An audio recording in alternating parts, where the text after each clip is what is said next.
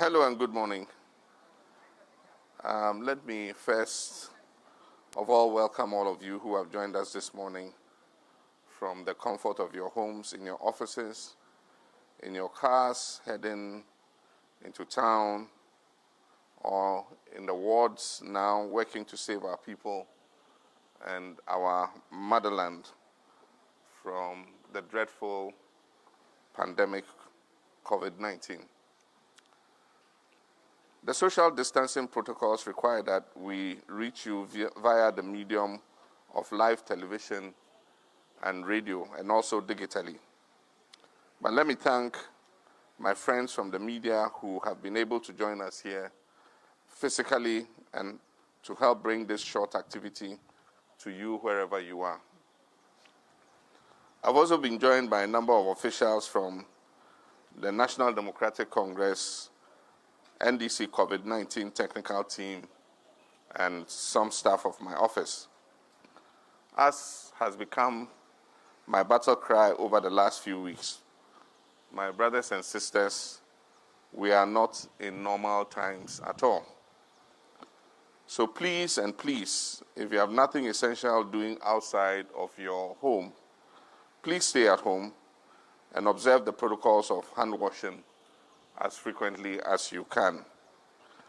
Let's disinfect commonly used surfaces as often as we can, while continuing to wash our hands and using the alcohol-based hand sanitizers. The COVID-19 pandemic and its outbreak in Ghana has brought out the very best in all of us. It has been heartwarming to see how political, religious, and social differences have evaporated and been replaced by a sense of unity and camaraderie in a bid to beat back the disease. We've all, with one accord, contributed our widow's mite, donated what little we can, mobilized and shown care to the needy in our society. We have rallied to a national call in ways that have not been seen for quite a while. Many are having to stay at home, shut down their businesses, both big and small, despite the economic implications on their families and their workforces. Of course, I say thank you to our health workers across the length and breadth of our country for the role they continue to play towards defending us and all our people against this virus. I'm deeply touched by the enthusiasm and sacrifice of our health workers, and I'm elated that government's heavy investments in health infrastructure is paying off today. I appreciate you all, and Ghanaians appreciate you, Aiko. I must quickly add that it isn't a good thing that health workers across the country still do not have personal protective equipment. This is obviously because we did not plan early as a country, and our importation of these items and test kits was also late. Also, I must add that the demand for test kits and personal protective equipment have outstripped supply globally. It is within that spirit that despite this shortage, we have managed to secure and procure a quantity of PPEs, which you see behind me here, for distribution to a number of health facilities. Last Sunday, in response to the cries of health workers at the Greater Accra Regional Hospital, popularly called the Rich Hospital, I presented 100 PPEs together with other items, sanitizers, face masks, gloves, gumboots, and drinking water to them. It was our modest contribution to ensure that the health workers have the needed confidence to continue their sacrifice to safeguard the rest of us who are not victims to the virus, and also to protect themselves. This morning, I have the pleasure of handing over a total of 500 PPEs, together with 500 gumboots. They contain sanitizers, face masks, gloves, head covers, and several other critical items needed by our health workers. The total value of these items is 300,000 Ghana cedis. I'm pleased to present this to our COVID team for onward presentation to a number of health facilities, including the Tamale Teaching Hospital, Korle Bu, and other regional and district hospitals. In view of the situation in Korle Bu in particular, and the threats from the health workers in respect of their own protection, I've had to make some adjustments in the distribution formula. And we're currently looking around to secure an additional 150 PPEs at an extra cost of 90,000 Ghana cedis to reach out to other facilities in the regions. This puts the total number of PPEs we'll be handing over to 650 sets at a cost of 390,000 cedis. I make this modest contribution to the fight to rid our beloved country of this most insidious ailment. It is my hope that it goes some way to alleviate the plight of our brave frontline health workers as the authorities make arrangements to increase the supply of these items. Ladies and gentlemen, it is with great humility that I note the massive investments that was made in health facilities during my tenure as president. And I'm happy to note that these are becoming a part of the mainstay of the response to the novel coronavirus. This marks progress and demonstrates what vision and foresight can do in nation building.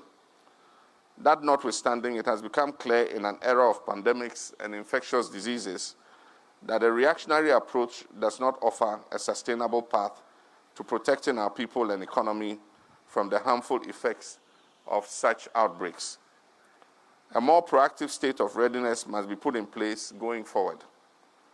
No longer must it be the case that dangerous diseases like Ebola, SARS, MERS, or COVID-19 reach our shores before we scramble around to arrest their impact.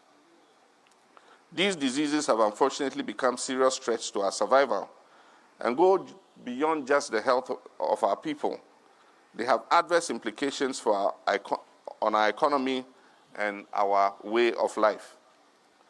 In that regard, I wish to table the following proposals, which I believe will leave us better prepared and ready to take on any future eventuality, especially during pandemics like the COVID-19 case. These proposals form a part of our manifesto, which we intend to launch later in the year when we have collectively defeated this pandemic.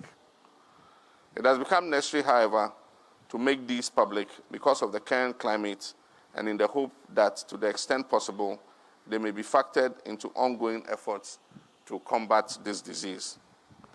If there's any lesson to be drawn from COVID-19, it is the fact that we are not immune from pandemics that hitherto were deemed to be far removed from us. While we may have been spared outbreaks like Ebola, SARS, MERS, and the like, we have been very much affected by COVID-19, which has proven extremely disruptive to our lives and holds the potential of having dire consequences for our economy. The relative fragility of our health and social welfare systems make us even more vulnerable to its fallouts. Our people stand to suffer tremendously if such diseases are allowed to take us by surprise. Even as we count the cost, it is imperative that we learn the lessons of today and act now to ensure that we are much better prepared when, not if, the next pandemic rears its head. To this end, I propose the immediate development of a national infectious diseases response plan that clearly sets out the specific steps that must be taken to prevent the entry of such diseases, quickly arrest them, even if they do enter our shores at a very early stage, and reduce their impact to the barest minimum on our population. We must establish another medical research center with capacity like the Noguchi Memorial Institute for Medical Research in the northern part of Ghana. We must expand the 37 military hospital, doubling the current bed size, and also build an infectious diseases center there to cater for the southern sector to help with the management of cases like Ebola and COVID-19. A second and fully equipped National Infectious Diseases Center should be built in the middle and northern sectors of the country.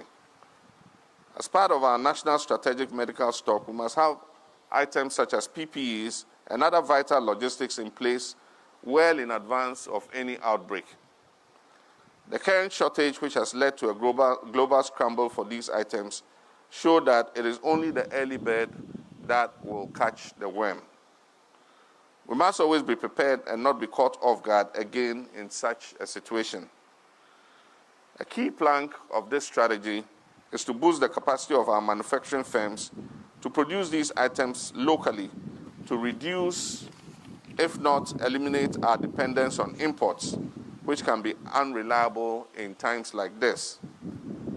While we are at it, I want to urge government to expand the testing centers to include the Navrongo and Kintampo research centers, ensuring that Noguchi or the KCCR supports them to test more people in good time. In addition to some suggestions I made yesterday, I urge government to also consider moving the deadlines for businesses to submit their SNIT and tax returns a little period back due to the many factors that are affecting businesses, including depletion of manpower and difficulties with modalities of payment. We need a proper trickling down economics to alleviate the plight of Ghanaians. Direct distribution, buffer stock must help step in to distribute food to the most deprived households in the most deprived communities. We must consider expanding LEAP to cover many more poor households. Vitamin C, fruits, and food supplements should also be distributed to the poor and vulnerable. Government, through the Ministry of Health, must target vulnerable groups such as people with cancer, diabetes, asthma, pregnant women, and extend support to them. Hospitals would have some data on such people. Reduce indirect taxes and zero-rate tax on essential products such as sanitizers, disinfectant wipes, toilet roll, and possibly food for a while. Provide insurance for frontline health workers and security personnel who are engaged in the fight against COVID-19. The need for a partnership in ECOWAS and AU and consensual efforts to manage our borders and movement of people, and also leverage on food production capabilities of food such as rice, grain, and other such products. And then, like I said yesterday, also negotiate with the telcos a possible reduction in tariffs, so that we can pass on that to many of our people who are working from home or are having to stay at home. This negotiation can be done with an assurance of a free 6-month extension of their licenses, some of which I'm informed are to expire soon. In conclusion, my countrymen and women, let us stay home. Let us respect social distancing protocols. Let us wash our hands with soap under running water regularly. We will win this fight against coronavirus together. I want to thank you, and may God bless our homeland, Ghana. And so now, if you have any questions, I will take them. Thank you, and have a beautiful time staying at home.